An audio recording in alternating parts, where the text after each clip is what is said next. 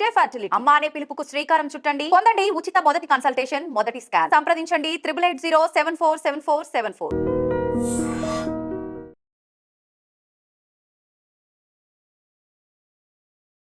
నమస్తే, welcome to I dream. నేను మీ ఝాన్సీ. చాలామందికి జుట్టు అంటే చాలా ప్రేమ అండి. ఎక్కువగా ఏవో ఒక ప్యాక్స్ వేసుకుంటూ ఉంటారు, ఆయిల్స్ చేంజ్ చేస్తూ ఉంటారు, యూట్యూబ్లో ఏది కనిపిస్తే అది ట్రై చేస్తూ ఉంటారు. బట్ రిజల్ట్ మాత్రం కనిపించరు. నిజంగా మనకి ఒత్తైన జుట్టు రావాలి అన్నా, హెల్దీగా ఉండాలి అన్నా మళ్ళీ మొదటికే ఆహారపు అలవాట్లు, మనం ఎలా ఉంటే మంచిది, ఏ ఆయిల్స్ వాడితే మంచిది. ఎవరిలో చాలా ఒక పెద్ద సమస్య కూడా ఏంటంటే గ్రే హెయిర్, తెల్ల జుట్టు నల్లగా అవుతుందా. కొన్ని వందల వీడియోస్ వస్తూ ఉంటాయి యూట్యూబ్లో. మరి ఆ వీడియోస్లో వాస్తవాలు ఎంత, ఈరోజు డిస్కస్ చేద్దాము. ప్రస్తుతం అంతా ఉన్నారు చిలిమల శ్రీనివాస్ గారు, ఆయుర్వేద వైద్యులు. నమస్కారం అండి. సార్, 40+ ఉన్న వాళ్ళు కూడా జుట్టుని న్యాచురల్గా నల్లగా చేసుకోవడం ఎలా అంటే కొన్ని లక్షల వీడియోస్ వస్తాయి, చాలా రెసిపీస్ ఉంటాయి, ట్రై చేసి విసిగిపోతూ ఉంటారు. నిజంగా మన హెయిర్ ఒక సర్టెన్ ఏజ్ తర్వాత నల్లగా అవుతుందా? ఇవన్నీ వృధా ప్రయత్నాలు అంటారా? ఫస్ట్ ఆఫ్ ఆల్ మీరు అన్నట్టు హెయిర్ అనేది మన కాన్ఫిడెన్స్ని పెంచేది. ఎవరికైనా కానీ ఒత్తైన హెయిర్ ఉండాలని చూస్తుంటాము. ఎస్పెషల్లీ బిఫోర్ మ్యారేజ్ అయితే అందరికీ ఇది గల, అమ్మాయిలో కానీ అబ్బాయిలో కానీ ఎగ్జాక్ట్లీ జుట్టు ఉందా లేదా అని చూస్తారు. ఎగ్జాక్ట్లీ. అయితే మనం చూస్తే ఎందుకు ఆ ధోరణి స్టార్ట్ అయింది అంటే, మీరు చూస్తే ఏంటంటే మీరు అన్నట్టు 100% ఫుడ్ మళ్ళీ తిరిగి వచ్చినా కానీ మనం ఏం చెప్పినా మన ఫుడ్, మన లైఫ్ స్టైల్ అనేది ఉంటుంది. బట్ దానికన్నా ముందు అసలు జుట్టు రాలటము, ఈ గ్రే కలర్ గ్రే హెయిర్ గురించి తెలుసుకోవాలంటే, ఇది ఆండ్రోజెనెటిక్ అలోపేషియా అంటాం. అంటే ఆండ్రోజెనెటిక్ మేల్ ప్యాటర్న్, మగవాళ్ళు ఉంటే మేల్ ప్యాటర్న్ అంటాం, ఆడవాళ్ళు ఉంటే ఫీమేల్ ప్యాటర్న్ అంటాం. అంటే మీ ఫాలికల్స్ అంటే మీ ఫాదర్ నుంచి అది మీకు గిఫ్ట్, అది మీరు మీకు ఇష్టం ఉన్నా లేకపోయినా వచ్చే గిఫ్ట్. బట్ అదొక 60% ఉంటే జుట్టు రాలడానికి నేను చెప్పేది కాదు. ఇంకో 30% ఏంటంటే మన లైఫ్ స్టైల్. అంటే సరైన పోషకాహారాలు ఉన్న ఫుడ్ తీసుకోకపోవటము. ఎందుకంటే మనకి జుట్టుకు కావాల్సింది, మీరు చూస్తే ఫాలికల్ స్ట్రెంత్నింగ్ కావాల్సింది కాల్షియం ప్యాంటోథెనేట్ అంటాము, పొద్దున వచ్చే ఎండ D3 అంటాము, అలానే విటమిన్స్ K కానివ్వండి, విటమిన్ B కానివ్వండి, అంటే అన్ని రకాల విటమిన్స్ బాడీకి అవసరము. అలానే పొల్యూషన్ ఫ్రీ కూడా ఉండాలి. అంటే మనం ఎంత పొల్యూషన్లో వెళ్ళినప్పుడు మన జుట్టుకి ఆ పొల్యూషన్ వల్ల కూడా ఇరిటేట్ అవి ఫాల్ అయ్యే ఛాన్స్ ఉంటాయి.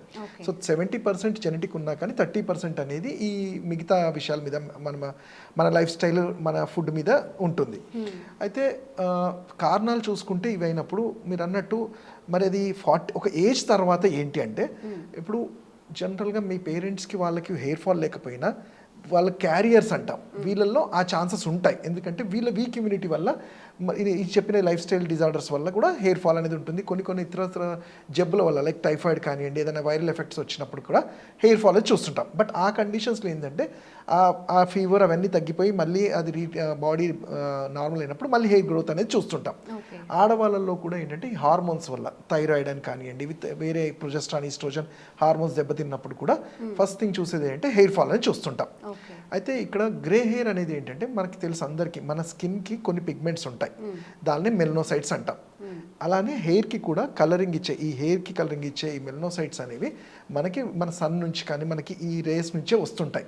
బట్ ఎప్పుడైతే మనము హార్ష్ రేస్కి వెళ్తాం, అంటే ఎండలో ఎక్కువ ఉండడం వల్ల సన్ రావటము, అలానే వాటర్ డిహైడ్రేట్ అవ్వటము, అంటే మనం వాటర్ సరిగ్గా బాడీకి హైడ్రేట్ చేయకపోవటం వల్ల కూడా ఎగ్జాక్ట్లీ. ఎందుకంటే మన వాటర్ అంటే డైరెక్ట్గా వాటర్ తాగకపోతే కాదు, మన బాడీకి హైడ్రేషన్ లేనప్పుడు బాడీ మీరు చూస్తుంటాం డ్రై అవ్వడం స్టార్ట్ అవుతుంది. డ్రై అవ్వడం స్టార్ట్ అవ్వడం అంటే ఏంటంటే ప్రతి కణంలో బాడీకి నరిష్మెంట్ జరగదు. అందుకనే కదా ఏ వ్యాధికి వచ్చినా ఏ డాక్టర్ అయినా ఎందుకంటే వాటర్ సరిగ్గా తీసుకోండి అంటాం. సో దట్ మన బాడీ హైడ్రేట్గా ఉంటే ఈ ప్రాబ్లమ్స్ అన్ని ఈజీగా సాల్వ్ అవుతాయి. అండ్ ఇంకోటి నేను చెప్పాను, ఇంతకుముందు ఎక్కువ ఎండకు వెళ్ళినా కానివ్వండి, ఆర్ ఇప్పుడున్న యూత్ జనరేషన్ ఎట్లా అంటే మార్కెట్లో ఏ మోడల్ అంటే ఒక సెలబ్రిటీ వచ్చి ఇది హెయిర్కి అనగానే దాని గురించి ఏం తెలుసుకోకుండా ఎటువంటి కెమికల్ బేస్డ్ అయినా కానీ వాటిని యూజ్ చేయటం వల్ల వాటికి ఉండే ఉపయోగాల కన్నా ఇంకా అవి వాటి వల్ల సైడ్ ఎఫెక్ట్స్ ఎక్కువ చూస్తున్నాం. అలానే ఇంకోటి ఏంటంటే మన పాతకాలంలో, అంటే ఇప్పుడు నిజంగానే చెప్పాలి తగ్గిపోయేది, మనం మన స్కూల్స్ అంటే వెళ్తున్నప్పుడు హెయిర్కి ఆయిల్ పెట్టుకొని వెళ్ళేవాళ్ళం. అండ్ జనరల్ కారుతూ ఉండేది. అండ్ ఎగ్జాక్ట్లీ ఇక్కడ ఆయిల్ పెట్టడం అనేది జుట్టు రావడానికో జుట్టు కలర్కు కాదు. జనరల్గా ఏంటంటే మన బ్రెయిన్కి హైపోథాలమస్ అంటాం. ఈ హైపోథాలమస్ ప్రతి ఒక్కరికి బాడీ టెంపరేచర్ కన్నా చాలా ఎక్కువ ఉంటుంది, అది ఈ స్కాల్ప్లో ఉంటుంది, స్కాల్ప్ కింద. సో ఈ హైపోథాలమస్ ఎప్పుడైతే వేడి ఎక్కువ జనరేట్ చేస్తుందో ఫాలికల్స్ అనేవి బర్న్ అవుతాయి. అంటే ఫాలికల్స్కి కావాల్సిన స్ట్రెంత్ తగ్గిపోయి ఫాలికల్ అంటే ఏంటి, హెయిర్ రూట్లో ఉండేది ఫాలికల్స్ రాలిపోవటం వల్ల కూడా మనం చూస్తున్నాం. అందుకనే బయటికి వెళ్ళినప్పుడు అంటే క్యాప్స్ పెట్టుకొని వెళ్ళండి, స్కార్ఫ్స్ పెట్టుకొని వెళ్ళండి, వీలైతే ఆయిల్ కూడా పెట్టమంటాం.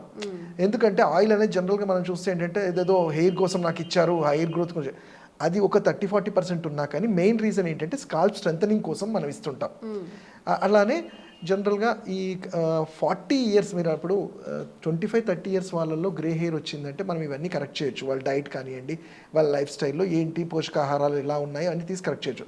బట్ 40-45 వాళ్ళల్లో గ్రే హెయిర్ అంటే అది మీరు యాక్సెప్ట్ చేయాల్సిందే. ఎందుకంటే ఇట్స్ ఏజ్ రిలేటెడ్ అంటాం. మనము ఇప్పుడు మా దగ్గర పేషెంట్ 30 సంవత్సరాలు వచ్చి మోకాలు నొప్పులు ఉన్నాయి డాక్టర్ అంటే అది కరెక్ట్ కాదమ్మా అని ట్రీట్మెంట్ చేస్తాం. 70 ఏళ్ళ వాళ్ళు వచ్చి నాకు మోకాలు అరిగాయి అంటే అది న్యాచురల్గా ఏజ్ వల్ల ఉంటుంది కాబట్టి అక్కడ మెయింటెనెన్స్ లాగా వాళ్ళకి అప్లికేషన్స్ ఇస్తాము. ఇక్కడ కూడా ఈ ఒక సర్టన్ ఏజ్ వరకు గ్రే హెయిర్ అయితే డెఫినెట్లీ ఆయుర్వేదంలో దాన్నే పాలిత్య అంటాం. పాలిత్య అంటే జుట్టు రాలటము, కలర్ చేంజ్, వీటికి మంచి ఔషధాలు ఉంటాయి. పోషకాహారాలతో పాటు కొన్ని థెరపీస్ కూడా ఆయుర్వేదంలో దీనికి తలపుదిచ్చిలు అంటాం. అంటే హెయిర్కి సంబంధించి కొన్ని ట్రీట్మెంట్స్ ఉంటాయి. ఇవి చేయటం వల్ల స్కాల్ప్ స్ట్రెంథన్ అయ్యి వాళ్ళలో మంచి చేంజెస్ కనబడతాయి. బట్ ఒక సర్టన్ ఏజ్ తర్వాత మనం అంతగా ఇంప్రూవ్ చూడము. కాకపోతే వాళ్ళల్లో కూడా మెయింటెనెన్స్ అంటే ఉన్న హెయిర్ని ఇంకా గ్రే కాకుండా మెయింటైన్ చేసుకోవడానికి సింపుల్ చిట్కాలు ఉంటాయి. మన ఇంట్లో దొరికే మెంతి కూరని, అంటే ఇది ఎవరమైనా యూజ్ చేయొచ్చు. మెంతి కూరని మన మందార ఆకుని పేస్ట్ లాగా చేసి వారంలో 1-2 రోజులు మంచిగా దానికి హెయిర్ ప్లాక్ పెట్టేస్తే దానివల్ల కూడా ఈ స్కాల్ప్ స్ట్రెంథనింగ్ అనేది ఉంటుంది, కలరింగ్ అనేది ఉంటుంది.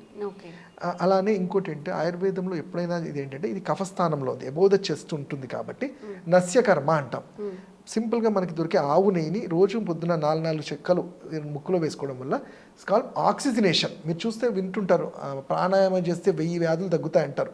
ఎందుకంటే అది నిజమే. ఇక్కడ మేము ఇచ్చే నస్యకర్మలో కూడా ఆ ఘృతం అనేది ఆక్సిజనేట్ చేయటం వల్ల స్కాల్ప్ వీక్ అవ్వకుండా ఉంటుంది. ఇక్కడ స్కాల్ప్ వీక్ అయితే ఏమవుతుందంటే మీరు చూడొచ్చు, నేను ఇంతకుముందు చెప్పాను ఫాలికల్ అని చెప్పాను.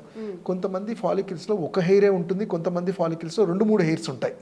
సో ఇప్పుడు ఒక ఫాలికల్లో 4-5 వెంట్రుకలు ఉన్న వాళ్ళకి కొన్ని ఫాలికల్స్ ఉన్నా ఎక్కువ జుట్టు ఉంటుంది, కొంతమందికి ఫాలికల్స్ ఎక్కువ ఉన్నా ఒకటే వెంట్రుకుంటే తక్కువ ఉంటుంది. సో అట్లీస్ట్ అక్కడ వరకన్నా ఈ నస్యం కానివ్వండి, మేము ఇచ్చే ఔషధాలు ఫర్ ఎగ్జాంపుల్ ఆరోగ్యవర్ధిని వాటి అంటాము, భృంగరాజ వినే ఉంటారు. ఇవన్నీ కూడా చాలా తక్కువ గోరువెచ్చగా 4 drops వేసుకోవాలి. 4 drops ఎర్లీ మార్నింగ్ వేసుకుంటే బ్రష్ చేయగానే వేసుకొని కఫం లాగా వస్తుంది, చేయాలి. దీనివల్ల ఏంటంటే ఇతరత్ర ప్రాబ్లమ్స్, హెడేక్ కానివ్వండి, సైనస్ కానివ్వండి, ఐ పెయిన్ కానివ్వండి, ఐ స్ట్రెయిన్ కానివ్వండి, ఇవి తగ్గుతూనే హెయిర్కి మంచి చాలా ఇంప్రూవ్మెంట్ ఉంటుంది. లోపలికి వెళ్ళనివ్వాలా? అది వెళ్ళాలి. అది వెళ్ళిన తర్వాత కఫం లాగా వస్తూ చేసేయాలి. మనకి ఎప్పుడైతే ఇవి బ్లాక్స్ ఓపెన్ అవుతాయో బ్రెయిన్కి మంచి ఆక్సిజనేషన్ దొరుకుతుంది. ఓకే. సో ఈ జాగ్రత్తలు పాటించండి. మనం పాటించాల్సినవి పాటించము. ఎందుకు హెయిర్ ఊడిపోతుంది, ఎందుకు గ్రే హెయిర్ వస్తుంది అంటే ఆన్సర్ కూడా మన దగ్గరే ఉంటుంది. ఫుడ్ హ్యాబిట్స్లో కూడా మనం ఇందాక మాట్లాడుకున్నట్టు తిరిగి మళ్ళీ ఫుడ్ దగ్గర వస్తున్నాం. ఫుడ్ హ్యాబిట్స్ ఎలా ఉండాలి? ఇక్కడ ఏంటంటే జనరల్గా హెయిర్కి కావాల్సింది ఆయుర్వేదంలో మేము ఏం చెప్పామంటే సప్తధాతులు. మీరు వాతపైత్య కఫ అనేది త్రిదోష అనేసి అంటాం. అంటే అది ఒక పేరు, ఒక్కొక్కరికి ఒక్కొక్క పేరు లాగా వాతము, పైత్యము, కఫం అంటాం. అలానే సప్తధాతు కాన్సెప్ట్ అంటాం. అంటే రస, రక్త, మాంస, మేధ, అస్థి, మజ్జ, శుక్రం, lymphatic system, blood circulatory system, muscular system, reproductive system అనేవి ఈ 7 సిస్టమ్స్ ఉంటాయి మన సిస్టంలో, మన బాడీలో. ఇవి సరిగ్గా ఉంటేనే మనం హెల్దీ అంటాం. బట్ 5000 సంవత్సరాల క్రితమే ఆయుర్వేదంలో ఏం చెప్పబడిందంటే ఈ సప్తధాతువుల మలమే, అంటే మల ధాతువుకి ఉండే దాంట్లో వేస్ట్లో నుంచి వచ్చే మంచిది కూడా ఉంటుంది. అదే మన గోర్లు అండ్ వెంట్రుకలు అని, ఇది పితృజ లక్షణాస్ అంటాం. అంటే ఫాదర్ నుంచి వచ్చేది. అంటే శుక్ర ధాతువు ఏదైతే రసరక్త మాంసం ఏదో అస్థి మధ్య శుక్రం నుంచి వచ్చే వేస్ట్లో కూడా వీటికి ఉపయోగపడే ఉంటాయి. అవి గోర్లు అండ్ జుట్టు అంటాం.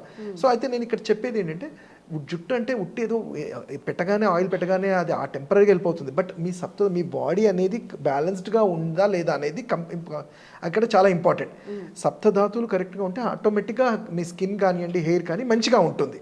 వీటికి ఫుడ్ అనేది ఏంటంటే మనం చెప్పేది ఏంటి, ఇప్పుడు ఫుడ్కి నేను ఇంతకు చెప్పినట్టు కాల్షియం ప్యాంటోనిత్ కానివ్వండి, కాల్షియం ఇలాంటివి రిచ్ కావాలి కాబట్టి నాన్ వెజిటేరియన్స్ అయితే ఎగ్స్లో హై ప్రోటీన్ ఉంటుంది. నాన్ వెజ్ తీసుకోవడం కానివ్వండి, అదర్ ఫిష్ కానివ్వండి, చికెన్ కానివ్వండి, ఎగ్స్.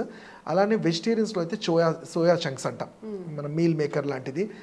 అలానే చెరుకు రసం కానివ్వండి, పాలు, పెరుగు, ఇలాంటి మంచి ఫ్రూట్స్ కూడా అన్ని రకాల ఫ్రూట్స్ మనము ఇన్ బిట్వీన్ మీల్స్ అంటాం, అంటే లంచ్కి డిన్నర్కి మధ్యలో ఉన్న టైంలో ఫ్రూట్స్ లాంటివి తీసుకోవడము, అలానే ఆవు నెయ్యి కూడా చాలా మంచిది మన డైట్లో తీసుకోవటము. వీటన్నిటి వల్ల అండ్ ఆయిలేషన్ అనేది compulsory weekly once or twice ఉండాలి.